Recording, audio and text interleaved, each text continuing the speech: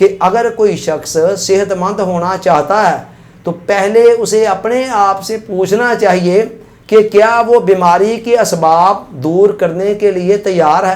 اگر وہ تیار ہوگا تو پھر اس کی مدد کی جا سکتی ہے۔ بقرات نے اس جملے کے اندر جو بات کہی ہے وہ وہی ہے جس کو آج ہماری میڈیکل سائنس کہتی ہے prevention is better than cure, کہ پرہیز علاج سے بہتر ہے۔ کہ کسی بھی معاملے کے اندر کسی بھی مرض کا علاج کرنا ہے اس کے لیے پرہیز ضروری ہے۔ اور پرہیز کیا ہے؟ جن چیزوں سے اس مرض میں اضافہ ہوتا ہے ان کو روک دیا جائے۔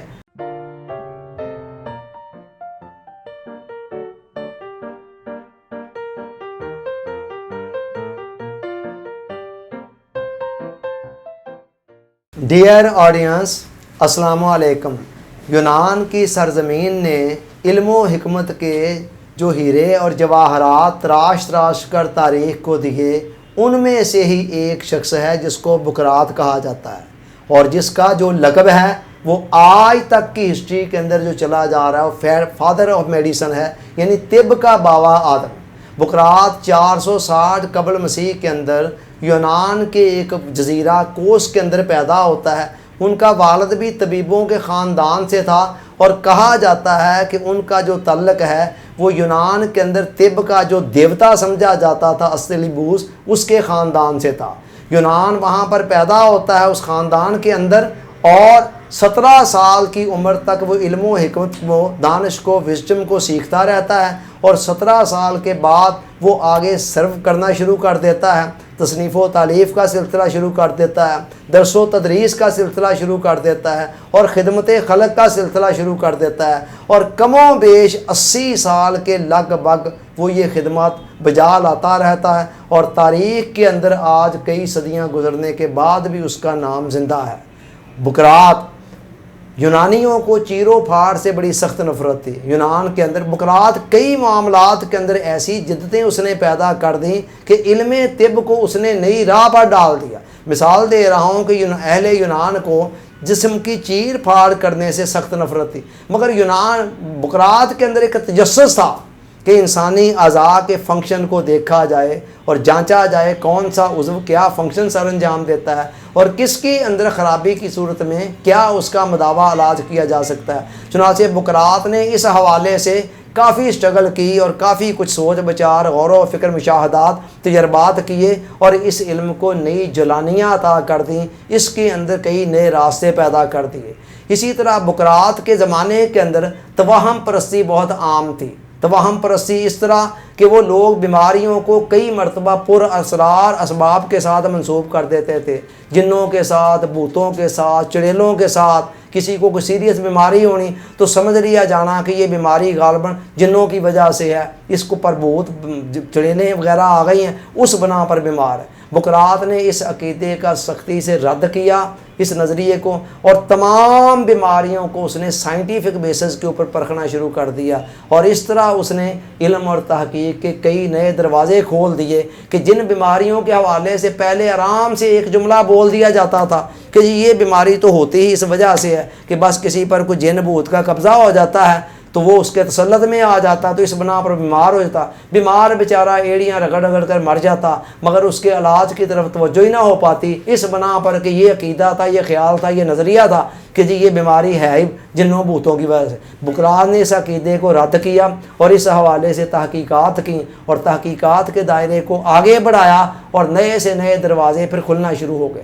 اسی طرح بقرات کے زمانے میں لوگوں کا ایک خیال یہ بھی تھا کہ بیماری ہمیشہ اندرونی اسباب کی بنا پر لگتی ہے، بیرونی اسباب کوئی نہیں ہوتا ہے۔ بیرونی اسباب وہی جو میں نے پہلے بتا دیا توہمات کے حوالے سے، اس کے علاوہ وہ سمجھتے تھے کہ اندرونی اسباب ہوتا ہے، کوئی غذا کی کمیاں بیشیاں، کوئی اور اس طرح کے مسئلے مسائل۔ مگر بقرات نے اس کو بھی رد کرتے ہوئے کہا کہ نہیں، بیماری کے دو اسباب ہو سکتے ہیں، ایک تو یہی اندرونی اسباب، اندرونی اسباب کے اندر غذا کا غلط استعمال یا ورزش وغیرہ نہ کرنا یا دیگر افزانِ صحت کے اصولوں کو ملحوظ خاطر نہ رکھ پانا، تو یہ اندرونی اسباب۔ اس نے کہا اس کے علاوہ ایک خارجی اسباب بھی ہوتے ہیں، اور وہ خارجی اسباب کیا ہیں؟ خارجی اسباب اس کے نزدیک تھے کوئی آب و ہوا کے اثرات، کوئی موسموں کے اثرات۔ اور آپ یہ دیکھیں آج کی میڈیکل سائنس، کیا وہ ایلوپیتھک ہے، کیا ہومیوپیتھک ہے، اور کیا ہماری طب یونانی ہے، کم از کم وہ جراثیم کے عقیدے کو اور باہر کے موسمی اثرات کے نظریات کو سب لوگ مانتے ہیں،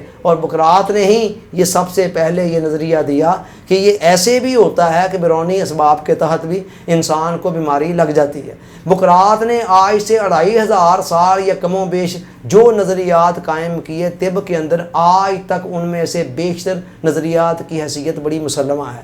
پھر بقرات وہ پہلا خاندان تھا جس نے علم طب کو ایک خاندان سے باہر نکالا۔ اس کے بڑوں کے ہاں خاندانی طور پر یہ چلا آ رہا تھا کہ اس علم کو خاندان کے باہر کسی فرد کو نہیں سکھانا ہے۔ اس کی وجہ کیا دی جاتی تھی، دلیل کیا دی جاتی تھی کہ یہ اس طرح عام لوگ سیکھ لیں گے، کمینے لوگ، 2 نمبر لوگ، غلط لوگ بھی اس فیلڈ میں آ جائیں گے اور اس کے نتیجے میں کوئی نقصان بھی پہنچا سکتے ہیں۔ مگر بقرات نے اس عقیدے کو بھی رد کیا، اور رد کرتے ہوئے اس نے سوچا کہ اس طرح تو حکمت بڑی لمیٹڈ پیمانے پر رہے گی، اس کو عام ہونا چاہیے کہ ہر آدمی کا یہ حق ہے کہ اس کو بیمار ہونے پر اس کو علاج معالجہ فراہم کیا جائے، اور یہ اسی وقت ممکن ہے جب حکمت ایک خاندان کے باہر آئے۔ چنانچہ اس نے عام لوگوں کو یہ علم سکھانا شروع کر دیا، اور اس کے سینکڑوں نہیں ہزاروں شاگرد تھے، جن میں ہر مذہب کے لوگ شامل تھے، ہر مسلک کے لوگ شامل تھے۔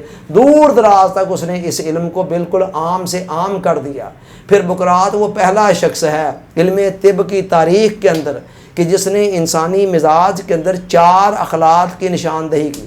اس نے کہا انسان کی صحت اور تندرستی کا دار و مدار 4 اخلاق پر ہے۔ انسانی بدن کے اندر 4 اخلاق ہوتی ہے، اخلاق خلط کی جمع ہے، جس کے اندر سودا، صفرا، بلغم اور خون۔ اس نے کہا اگر یہ چاروں چیزیں اعتدال پر ہوں گی انسان صحت مند رہے گا، اور اگر ان میں سے کوئی ایک خلط بڑھ گئی، کوئی دوسری کم ہو گئی، تو وہاں سے بیماری جنم لیتی ہے۔ تو اس نے بیماریوں کی تشریح اخلاق اربع کی روشنی میں کی۔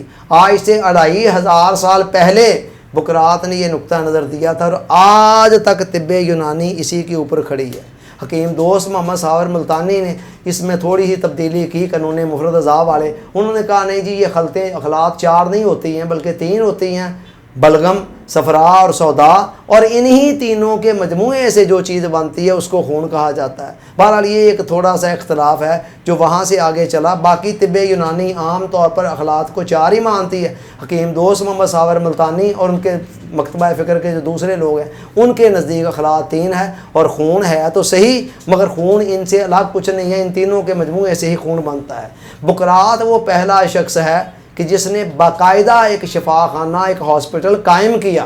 اس سے پہلے علاج معالجہ تو ہوتا تھا مگر اس کے لیے باقاعدہ کوئی پراپر جگہ نہیں ہوتی تھی۔ بقرات نے باقاعدہ ایک ابتدائی قسم کا ہاسپٹل بنایا جہاں پر طبیبوں کو اپوائنٹ کیا، اور وہاں پر مریضوں کو رکھا جاتا تھا، ان کا علاج کیا جاتا تھا۔ اور مزے کی بات یہ ہے کہ اس سے بھی آگے بڑھ کر نرسنگ کا جو کنسیپٹ ساری دنیا میں پایا جا رہا ہے، یہ کنسیپٹ بھی بقرات سے ہی چل رہا ہے۔ بقرات نے ہی ساتھ ساتھ جہاں طبیب رکھے علاج معالجے کے لیے، وہاں اس نے ایسا سٹاف بھی رکھا جن کا کام مریضوں کی تیمارداری کرنا تھا۔ بہرحال یہ شخص تاریخ کے اندر ایک بڑے نمایاں اثرات رکھتا ہے۔ بقرات کے بڑے بڑے شاندار حکیمانہ اقوال ہیں جن میں سے میں 3 کی طرف اشارہ کر رہا ہوں۔ اس کا ایک قول یہ ہے کہ اگر کوئی شخص صحت مند ہونا چاہتا ہے تو پہلے اسے اپنے آپ سے پوچھنا چاہیے کہ کیا وہ بیماری کے اسباب دور کرنے کے لیے تیار ہے۔ اگر وہ تیار ہوگا تو پھر اس کی مدد کی جا سکتی ہے۔ بقرات نے اس جملے کے اندر جو بات کہی ہے وہ وہی ہے جس کو آج ہماری میڈیکل سائنس کہتی ہے prevention is better than cure, کہ پرہیز علاج سے بہتر ہے۔ کہ کسی بھی معاملے کے اندر کسی بھی مرض کا علاج کرنا ہے اس کے لیے پرہیز ضروری ہے۔ اور پرہیز کیا ہے؟ جن چیزوں سے اس مرض میں اضافہ ہوتا ہے ان کو روک دیا جائے۔ شوگر کا پیشنٹ ہے، اگر وہ کہے جی میں شوگر کھانے سے تو بعد نہیں آ سکتا ہوں لیکن میں آرام بھی چاہتا ہوں، دوائیاں جتنی مرضی کھاتا چلا جائے، اس وقت تک وہ دوائیاں کوئی لمبا چوڑا فائدہ نہیں دے سکیں گی جب تک وہ ساتھ اس سے پرہیز نہیں کرتا۔ اللہ حاصل کیا تمام امراض کے اندر یہی فلسفہ چلتا ہے کہ آپ نے کسی بھی مرض کا علاج کرنا ہے تو آپ پہلے اس اسباب کو دور کرنے کے لیے تیار ہو۔ پھر بقرات کا ایک اور بڑا خوبصورت قول ہے، کہتا آپ کی جو دعا ہے نا اس کو آپ کی غذا ہونا چاہیے، آپ کی غذا کو آپ کی دعا ہونا چاہیے، اور ہماری دعا کو ہماری غذا ہونا چاہیے۔ مطلب کیا ہے کہ انسان غذا ہی اس طرح کہے۔ صوفی برکت علی صاحب رحمۃ اللہ علیہ بھی فرماتے ہیں کہ کھانے میں ہی شفا ہوتی ہے اور کھانے میں ہی بیماری ہوتی ہے۔ انسان خوراک ہی اس طرح اپنی مینٹین کرے کہ اس کی خوراک ہی اس کے لیے دعا کا کام کر رہی ہو، اور اس کو صحت مند رکھنے کے اندر معاون ہو رہی ہے. اور اگر کبھی دعا کھانی بھی پڑے تو دعا بھی ایسی یوز کرے کہ جو اس کے لیے ساتھ ساتھ غذا کا کام دے کر اسے صحت مند بھی بنائے اور اسے ساتھ ساتھ طاقتور بھی بنائے, بیماریوں سے نجات بھی عطا فرمائے. اسی طرح سقراط کا ایک تیسرا قول ہے, کہتا ہے پیدل چلنا انسان کے لیے بہترین دوا ہے.